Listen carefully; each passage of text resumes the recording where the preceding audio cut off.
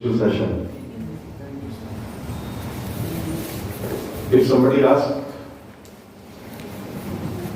Exam में question आते हैं ना कि भाई फाइंड ऑड मैन आउट, आते हैं ना, 4-5 ऑप्शन दे दिए और उसमें पूछा जाता है विच इज नॉट रेलिवेंट, तो हम लोग टिक कर देते हैं हाँ this is not relevant.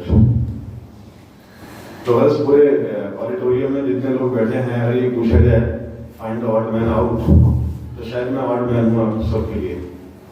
Reason ये है कि आप सभी फार्मेसी के या तो टीचर्स प्रोफेसर्स हैं या फार्मेसी के स्टूडेंट्स हैं। मेरा तो फार्मेसी से दूर दूर तक कोई लेना देना नहीं है। Mechanical engineering PhD in mechanical engineering. Intermediate में आप लोग जो फिजिक्स पढ़ के आते हैं उसके जो एडवांस एप्लीकेशंस हैं इंजीनियरिंग में मैं उन सब्जेक्ट्स को लेता हूँ। एक जिम्मेदारी दी है चेयरमैन सर ने, उसी के तहत मैं आपके सामने हूँ। और जिम्मेदारी ये है कि हमारे एफआईपी और एफओपी के बच्चों को एम्प्लॉयबल बनाना। कल भी मेरी आप में से बहुत सारे बच्चों से मुलाकात हुई, फैकल्टी से भी मिला, एक विचार विमर्श भी हुआ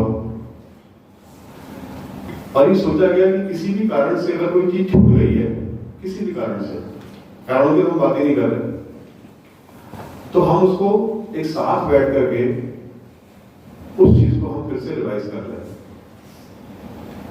फॉर एग्जाम्पल मान लीजिए आप फर्स्ट ईयर में आए और फार्मास्यूटिकल केमिस्ट्री जो आप लोग पढ़ते हैं उसमें कुछ चैप्टर्स कोई यूनिट आप नहीं पढ़ पाए due to sickness, due to less attendance. हम चाहते हैं कि ऐसी चीजें जो आपकी छूट गई हैं उसको आप यहां बैठ के कॉमन रूप से with ease and grace, ease means आसानी, ग्रेस मीन्स सम्मानपूर्वक। ये एक्सरसाइज कोई एक दिन की एक्सरसाइज है नहीं, because every action needs some time. अगर मैं आपसे पूछूं कि दुनिया का सबसे स्लोइंग प्लांट कौन सा है, आपने तो बायोलॉजी बहुत सारे बच्चे होंगे जिन्होंने बायोलॉजी पढ़ी होगी, बॉटनी पढ़ी होगी, जानते हैं दुनिया का जो सबसे स्लो ग्रोइंग प्लांट है उसको बोलते हैं जैपनीज बैम्बू। आप उसे जमीन में लगा दीजिए, 1 साल कुछ भी नहीं होगा, 2 साल देखेंगे कुछ नहीं होगा, 3 साल देखेंगे कुछ नहीं होगा, 4 साल बाद भी कुछ नहीं होगा। मतलब आप ये इमेजिन करिए कि हमने 4 साल पहले कोई चीज लगाई है और उसमें ग्रोथ नाम की चीज ही नहीं है, उसमें अंकुरण नाम की कोई चीज नहीं है। 5 साल बाद फिर कुछ नहीं, 6 साल बाद फिर भी कुछ नहीं। आफ्टर 6 years and 7 months एक उसमें नन्हा सा पौधा बनता है और जानते हैं उसकी ग्रोथ कितनी होती है? 5 मिलीमीटर्स पर मिनट। आप उस पेड़ को बढ़ते हुए देख सकते हैं without any instrument. So if we are thinking that some magic will happen, अगर आप ये सोच रहे हैं कि लाइफ में कोई मैजिक हो जाएगा, एक शब्द है इन्वेस्टमेंट, अभी जो हाथ से निकल गया वो निकल गया, एक्सपेंडिचर, और एक होता है इन्वेस्टमेंट। हमने टाइम को एक्सपेंड किया है अक्सर, अब हमें टाइम को इन्वेस्ट करना है। अगर आप इन्वेस्ट करेंगे time energy, then at one day you will get your returns, आपको रिटर्न्स मिलेंगे definitely. It is a law of nature, प्रकृति का नियम है। एक छोटी सी बात मैं आपको बताता हूँ, छोटी सी घटना बताता हूँ। अभी बच्चों से इंटरेक्शन हो रहा था, राहुल सर पूछ रहे थे, इस हॉल में कोई भी बच्चा ऐसा नहीं है जिसने अपने जीवन के लक्ष्य का निर्धारण नहीं किया है। सबने किया हुआ है, किया है तभी तो यहाँ आए पढ़े, नहीं किया होता तो आते ही नहीं। लेकिन सिर्फ लक्ष्य का निर्धारण करना और सपने देख लेना ये पर्याप्त तो नहीं है ना। अगर सपने देखने से ही सब कुछ हो जाए तो फिर बाकी चीजों की जरूरत क्या है?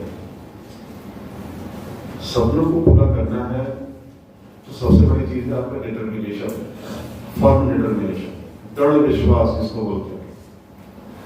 और एक दृढ़ विश्वास जो आपका आएगा वो आपके अपने मन से ही आएगा, उसे कोई बाहर का व्यक्ति उसे नहीं ला सकता। सेशन में टाइम लगेगा, लेकिन मैं चाहता हूं कि मैं अपनी बात आपके दिमाग में पूरी तरह से बैठा दूं आज।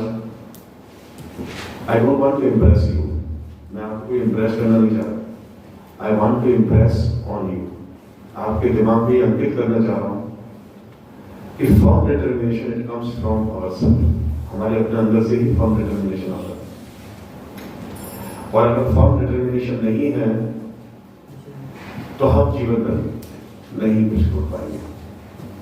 अक्सर बच्चों को शिकायत रहती है कि भाई हमारे सपने पूरे नहीं हो रहे हैं। सपने पूरे उनके होते हैं जिनके सपनों में आत्मा का निवास होता है। If you are living your dreams then one day it will happen, it will convert into reality।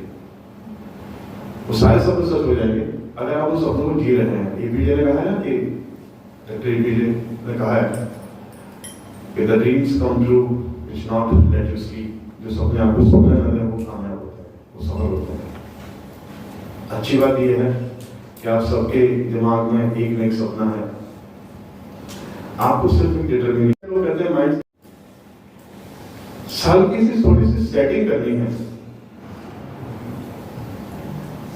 जानते हैं माइंड और ब्रेन ये दो अलग अलग चीजें हैं। Brain is a human organ, कहते हैं ना ब्रेन मैपिंग, ब्रेन सर्जरी हो गई। Mind is not a human organ. एक फिलोसोफर है साउथ इंडिया के, वो कहते हैं our mind does not lies in our brain, our mind lies in every cell of our body। हमारे शरीर के हर हिस्से में माइंड है जहां से हम सेंस कर सकते हैं। और माइंडसेट चेंज करना है तो माइंडसेट सिर्फ बातों से चेंज नहीं होता, केवल किसी ने आया उपदेश दिया आपका माइंडसेट कभी चेंज नहीं होगा। आप सभी लोग फार्मेसी की स्टडी कर रहे हैं, आप किसी होम्योपैथी के डॉक्टर के पास जाएंगे तो डॉक्टर आपसे बहुत सारे सवाल पूछता है। होम्योपैथी के डॉक्टर आप जाएंगे, पेट में दर्द है, अच्छा कल क्या खाया था, उससे पहले क्या खाया था। जानते हैं होम्योपैथी का व्यक्ति क्यों सवाल पूछता है doctor? Because he want to find out the root of the disease. Dis ease जो डिसीज वर्ड है, बीमारी, उसको अगर आप प्रोनाउंसिएशन इस हिसाब से करें, डिस ईज, डिस का मतलब एब्सेंस और ease means easiness. If there is absence of easiness in your body, it is your physical disease. If there is absence of ease in your mind, it is mental disease. और किसी भी disease का engineering में और management में ये पढ़ाया जाता है कि every effect has a cause। Her disease का एक कारण होता है। अपनी बात को और थोड़ा विस्तार करता हूं मैंने आपको बताया कि हर डिसीज का एक कॉज है। कॉज दो तरह के होते हैं अगर हम होम्योपैथी के पॉइंट ऑफ व्यू से देखें। One cause is exogenous cause. Exogenous cause का मतलब है कि the causes which is lying outside the body, outside the system, outside. मैं जो भी बात कर रहा हूं उसको अपने ऊपर एक बॉडीली एस्पेक्ट से कर सकते हैं, और आपको एक इंस्टीट्यूशन की बात करनी है तो आपको इंस्टीट्यूशन में भी लागू कर सकते हैं, आपको समाज में लागू करना है समाज में लागू कर सकते हैं, आपको परिवार में लागू करना है परिवार में भी लागू कर सकते हैं। अगर हमारे परिवारों में ईज नहीं है then it has certain causes outside the body, outside the system, outside the institution. This cause means the causes which are lying within our body। और ऐसी कॉज जो हमारी बॉडी में है, हमारे सिस्टम में है, हमारे इंस्टीट्यूशन में है, हमारे समाज में है, हमारे नेशन में है, ऐसी कॉजेस को बोलते हैं root cause. This is called root cause. तृणमूल, जड़ की किसी भी घास के जड़ तक पहुंचने का कारण होता है, that is called root cause. Every cause is not a root cause, but every disease has a one root cause. क्या हम अपने जीवन के जो डिसीज हैं, मेंटल डिसीज, उनके रूट कॉज पर पहुंच चुके हैं? जरा एक बार अपने आप से कभी बात करिए, talk to yourself. Your inner communication, आपको आपसे बेहतर कोई नहीं जानता, नोबडी नोज। आपको अपनी अच्छाइयों माले में, आपकी कमियां माले में, आपको बुराइयां माले में, आप सब जानते हैं अबाउट योरसेल्फ। कभी आप अपने आप से बात करिए और ये देखिए कि हमारी वीकनेसेस क्या है, हमारी स्ट्रेंथ क्या है। स्ट्रेंथ को एनहांस करना है और वीकनेस को खत्म करना है। इंडोजीनियस कॉजेस पे ही काम करना है, exogenous cause they are not within your control. अभी कोरोना हुआ, लोगों को कोरोना हुआ और बहुत सारे लोगों को हुआ, लेकिन सबको तो नहीं हुआ ना। उन लोगों को कोरोना नहीं हुआ जिनकी इम्यूनिटी बढ़िया थी।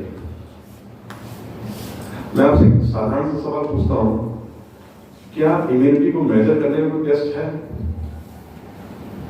कोई एक्सरे, कोई पैथोलॉजिकल टेस्ट, कोई मैपिंग? नहीं है ना।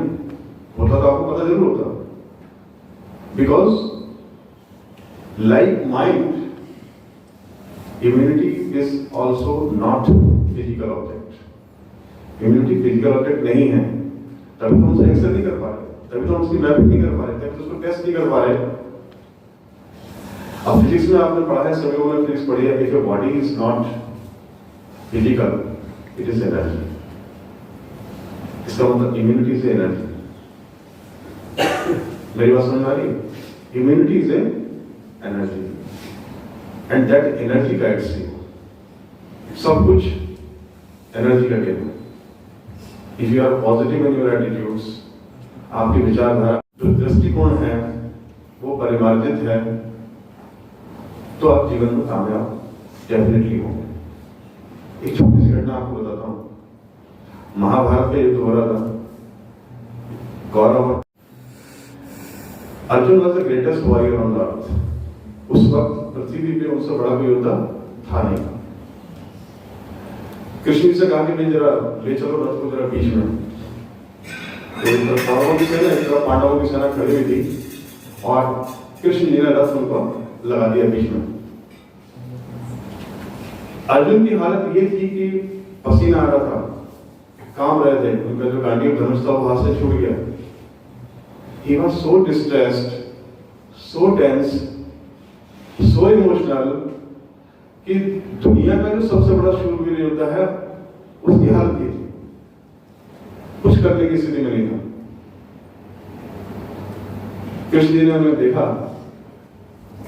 और उन्हें कुछ बताया। क्या बताया? ये इतना महत्वपूर्ण नहीं है, क्या किया ये ज्यादा महत्वपूर्ण है। आप सभी लोग इस कहानी को जानते हैं, इस घटना को जानते हैं। लगभग 5-4 साल हुए इस घटना को। एक सच है, इट्स अ फैक्ट। मैं आपसे पूछना चाहता हूं, क्या लॉर्ड कृष्ण ने उनको किसी नए वेपन की जानकारी थी कि तुम परेशान हो, तुम ब्रह्मास्त्र का प्रयोग करो, अभी खत्म हो जाएगा 2 मिनट में सब? क्या उन्हें जानकारी थी अर्जुन? नहीं थी ना।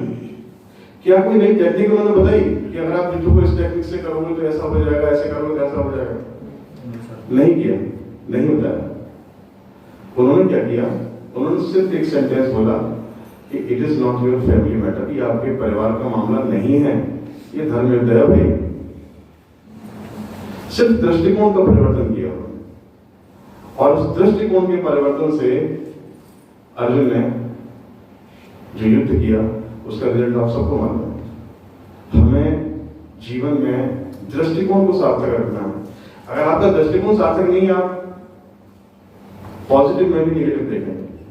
और दृष्टिकोण सार्थक है तो आप चीजों को चैलेंज के रूप में एक्सेप्ट करोगे। एक आंकड़ा है, भारत की जनसंख्या जो लगभग 20% है पूरे विश्व का, 20% of world population lives in India. जानते हैं भारत में आत्महत्या का रेट क्या है? 34% of suicides they are committed in India. 34% suicides India में होते हैं। यानी दुनिया की एवरेज पॉपुलेशन से कहीं ज्यादा हमारे लोग ज्यादा टेंस हैं, थोड़ा काम चाहते हैं और इंस्टेंट कोई चीजें होती नहीं है। Everything takes time. If you will invest the time you will be definitely awarded by the nature. कभी आप सोचिए इस बात को जो चीज छूट गई है वो तो छूट गई है, बट हम उसको दोबारा कर सकते हैं, हम कलेक्टिवली कर सकते हैं। हमारे पास एक्सपर्ट्स हैं, हम बाहर के रिसोर्सेज की बात ही नहीं कर रहे हैं, हम अपने इंटरनल रिसोर्सेज की बात कर रहे हैं। हमारे पास डॉक्टर राहुल हैं, डॉक्टर राजेश हैं, they are PhD in various areas of pharmacy, subjects तो पढ़ाए हैं उन्होंने आपको, लेकिन कभी सब्जेक्ट के लेवल से ऊपर उठ के देखिए, बात करिए उन लोगों से। ये प्लेटफॉर्म ऐसा है जिसमें आप उनसे बात कर सकते हो, इंटरेक्शन कर सकते हो, अपनी सारी फैकल्टी से कर सकते हो। और आपको जो हमारी प्लानिंग है वो प्लानिंग ये है कि एम्प्लॉयबिलिटी में जो सबसे बड़ी बाधा आती है वो बाधा आती है कम्युनिकेशन, इंग्लिश में कम्युनिकेशन। इंग्लिश तो सीखनी है, सीखे होंगे आप लोग, बहुत सारे लोग नहीं सीखे तो सीख लीजिए, because we are converting into global village, we are converting into global village. आपको तरक्की करनी है तो आपको कम से कम 2 लैंग्वेज पे तो कमांड होना चाहिए, आपकी मातृभाषा हिंदी या उर्दू और English, because it will give you a wider platform. तो कम्युनिकेशन की एक समस्या आती है, तो हमने सोचा कि चलो एक मॉड्यूल ऐसा बना लेते हैं इसमें कम्युनिकेशन के बारे में बात होगी, सिर्फ कम्युनिकेशन के बारे में, उसमें कोई दूसरी बात नहीं होगी। उस कम्युनिकेशन की जो भी है तो हम कुछ ना कुछ नई चीज हमारे दिमाग में आएगी। दूसरा एक ये आया कि भाई कुछ चीजें, बच्चों से भी बात हुई, फार्मेसी के बहुत सारे बच्चों से मैंने बात करी ऑफ द रिकॉर्ड। वो कहते हैं सर हमारे इस कारण से हमारी ये चीज छूट गई।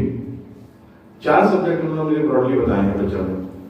ये 4 सब्जेक्ट हैं सर, अगर हम थोड़ा सा एक रिफ्रेशर टाइप का कुछ हो जाए तो हम बोलने लायक हो जाएंगे। इंटरव्यू की स्थिति आपको पता ही है, अनएम्प्लॉयमेंट बहुत ज्यादा है। इंजीनियरिंग का एक बच्चा गया इंटरव्यू, वो बता रहा था कि जब मैं पहुंचा वहां पे इंटरव्यू देने तो मुझसे उन्होंने इंजीनियरिंग के बारे में पूछा और मैं जवाब नहीं दे पाया। तो उन्होंने मुझसे 12th की फिजिक्स के बारे में पूछा, मैं जवाब नहीं दे पाया। फिर हाई स्कूल की फिजिक्स के बारे में पूछा, वो जवाब नहीं दे पाया। फिर उसने कहा अच्छा तेरे का पहाड़ा सुना दे। तो सर वो तेरे जुम्मा गलत हो गया तो गलत हो जाए। तो जो नारायण मूर्ति कहते हैं ना, आप सब लोग डिमांड्स एफर्ट्स, सफल होना चाहते हैं, happiness is the ultimate goal of our life, तो हमें एफर्ट करने होंगे। आप एफर्ट करेंगे, जितना जल्दी स्टार्ट कर देंगे उतना बढ़िया। और जब आप ये मानना शुरू कर देते हो कि हाँ मुझे ही काम करना है, आप ट्रांसफॉर्मेशन की तरफ एक स्टेप बढ़ा चुके होते हैं। आज जितने लोग यहाँ बैठे हैं क्लास में, they are one step ahead from those who are not in this seminar hall. एक कदम आगे आप बढ़ चुके हैं, ट्रांसफॉर्मेशन की जर्नी आप स्टार्ट कर चुके हैं। अब से 10 मिनट पहले आप स्टार्ट कर चुके थे, क्योंकि आप आए यहाँ पे, आपने इंटरेस्ट शो किया, तो मुझे यकीन है कि आप यहाँ 10 दिन की अगर हम प्लान कर रहे हैं फर्स्ट फेज में 10 डेज, और उस 10 डेज में हम ऐसा करेंगे कि जो भी छुट्टियां हैं सब हटा देंगे। फ्राइडे आप लोग आते नहीं हो, फ्राइडे हटा देंगे, सैटरडे आते नहीं हो, सैटरडे हटा देंगे। हम इफेक्टिवली 10 दिन चाहते हैं ताकि आप लोग उन चीजों को रिफ्रेश करें, उन चीजों को समझें, बात करें, आपका जो है ऑरिजिन ऑफ थिंकिंग है वो बढ़ेगा। और जब हमें नॉलेज होती है, हमें थोड़ी सी चीजें दिखाई पड़ने लगती हैं, तो हमें डर कम लगता है। एक बचपन की घटना बताता हूँ। हमारा गांव यहाँ से 135 किलोमीटर दूर है। जब मैं 5th या 6th क्लास में था तो मैं अपने गांव जाता था। मैं खेत से वापस अपने ग्रैंडफादर के साथ वापस आता था, तो उंगली उनकी पकड़ के हम लोग चलते थे। तब टॉर्च भी नहीं थी, उनके हाथ में लालटेन हुआ करती थी, और हम लालटेन लेकर के वो आगे चलते थे, हम उनके साथ साथ चलते थे। बड़ा डर लगता था। डर इस बात का लगता था कि ऐसा ना कोई सांप आ जाए, कोई बिच्छू आ जाए, काट ले। और एक अजीब सा डर और था। वो डर ये था, वहां पीपल का पेड़ भी था। जब रात में लौटते थे तो लोगों ने बताया था 1944 में जब प्लेग उत्तर भारत में फैला था, तब वहां डेड बॉडी रखती थी। हमें लगता था कि ऐसा भूत आके गर्दन पकड़ ले पीछे से। बचपन था। अब गांव जाते हैं तो बहुत दूर तक सोलर पैनल्स लगे हुए हैं, सब कुछ दिखता है स्पष्ट। और उस पीपल के पेड़ तो वो अभी है, उसके ऊपर भी सोलर पैनल लगा दिया है। रात में 10 बजे भी जाओ तब भी डर नहीं लगता। जानते हैं क्यों? इसलिए कि हमें दूर तक की चीजें दिखाई पड़ती। यही जीवन के बारे में है। जितना लॉन्ग विजन आपका होगा, सब दृष्टि का खेल है। जितना लॉन्ग विजन आपका होगा, जितनी दूर की चीजें, जितनी आपकी शॉर्ट विजन होगी, जितनी शॉर्ट विजन होगी उतना आपको डर लगेगा। जिस मन से घर से आए हो उस मन से सेशंस को अटेंड करो, नोट करो चीजों को कॉपी में, जो भी चीजें अच्छी लगे, और इस प्रोग्राम को नोट्स पे लगा देंगे। 4 नवंबर के बाद हम एक प्लान कर रहे हैं कि आपको मॉक इंटरव्यूज का, हमारी थर्ड पार्टी होगी, वो आपका इंटरव्यू लेगी और आपको बताइए कि आपने किस स्किल में ज्यादा इंप्रूवमेंट करने की जरूरत है। ठीक है, वैल्यूएशन टाइप हो जाएगा ताकि आप जब वहां जाए उससे पहले एक होम एक्सरसाइज हो जाए और आप लोग जो है एक चेंज नजर आएगा। मैं ये तो नहीं कहता कोई जादू हो जाएगा, ये मैं नहीं कहता। हम सब साधारण लोग हैं, we are all ordinary people, but if we will join together this work will be extraordinary. असाधारण हो सकता है अगर सब लोग जॉइंटली इसको एफर्ट करते हैं। तो ट्रायंगल का मैंने पहले परसों भी बताया था, ट्रायंगल है, दूसरे ट्रायंगल की साइड है आपकी फैकल्टी मेंबर्स, है ना। उनकी एक शिकायत रहती है, बच्चे 4 बैठे हैं तो हम क्या पढ़ाते हैं। वो भी ठीक है, गलत नहीं है, लेकिन सही फैक्ट सबको मालूम है, शेयर करने में कोई फायदा नहीं है। आप अपनी प्रेजेंस बढ़ाएंगे 5 आवर्स ओनली, इफेक्टिवली मिल जाए। इफेक्टिव मतलब सिर्फ एक कम्युनिकेशन हो रहा है, कोई थ्योरी नहीं, कोई फार्मूला नहीं, कोई डेरिवेशन नहीं, कोई कुछ नहीं। सिर्फ ये बात की ये फ्रीक्वेंटली आस्क्ड क्वेश्चंस हैं इस सब्जेक्ट में जो बायो में पूछे जाते हैं। हम ये नहीं कह रहे हम आपको कंपटीशन के लिए तैयार कर देंगे। कंपटीशन के लिए तो आपको एक बेसिकली जो प्रोग्राम है इसमें आपको एक सरफेस इंक्रीमेंट की बात हो रही है। आपको टीएनडी की बात होगी, आपसे सॉफ्ट स्किल की बात होगी, आपको मोटिवेशनल सेशन भी होंगे, जरूरत पड़ेगी तो, और आपका सब्जेक्ट जो 4 सब्जेक्ट सिलेक्ट किए हैं उनकी भी बात होगी। तो we are enlarging this surface so that you can get थोड़ा आइडिया हर चीज का। लेकिन कंपटीशन में तो आपको डेप्थ चाहिए ना। आप एक सब्जेक्ट की बहुत सारे रिगरस प्रिपरेशन करते हैं तब कंपटीशन क्वालिफाई करेगा। तो अगर आप इंटरेस्टेड हो उसके बारे में फिर सोचा जाएगा, लेकिन फिलहाल आप ये मान के चलिए कि it is an effort by your directors with the coordination of all faculty members कि हम बच्चे को कुछ ऐसा दे पाए कि उसे लगा कि हाँ आज आना 20 रुपए ऑटो में और 20 रुपए जाने में खर्च किए वो बेकार नहीं गए। क्योंकि मैं पिछले कुछ दिन से इंटरमीडिएट के बच्चों के भी कांटेक्ट में हूँ। They have aspirations from institutions. जिस तरह से मैंने आपको बताया ना कि इम्यूनिटी ऑफ द बॉडी, ऐसी इम्यूनिटी ऑफ इंस्टीट्यूशंस भी होती है, इम्यूनिटी ऑफ सोसाइटी भी होती है, इम्यूनिटी ऑफ फैमिली भी होती है। कुछ लोगों के परिवार ध्वस्त हो जाते हैं जरा से झगड़े में, कुछ लोग पीढ़ियों तक बने रहते हैं।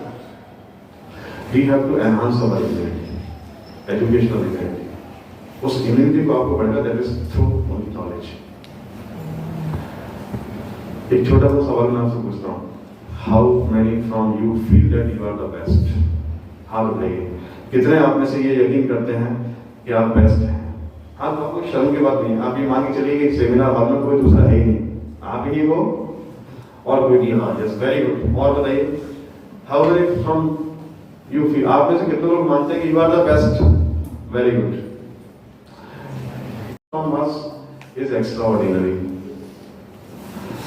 So you have to believe yourself you are the best. जब तक आप ये सोचेंगे नहीं you are the best, how you will deliver your best? कहते हैं ना कि एग्जाम देने जा रहे हैं all the best, means your best should come out. ये तो बिल्कुल मीनिंग हुआ उसका। In the examination your best should come out. जब आप ये नहीं सोचेंगे कि I am the best, how you will deliver your best? एक बार सारे बच्चे हाथ उठा दो कि I am the best के नाम पे उठाओ। So first thing is that you have to believe that you are the best. कोई शर्माहट, कोई संकोच नहीं होना चाहिए ये कहने में आई एम द बेस्ट। ठीक है, with these words I wish you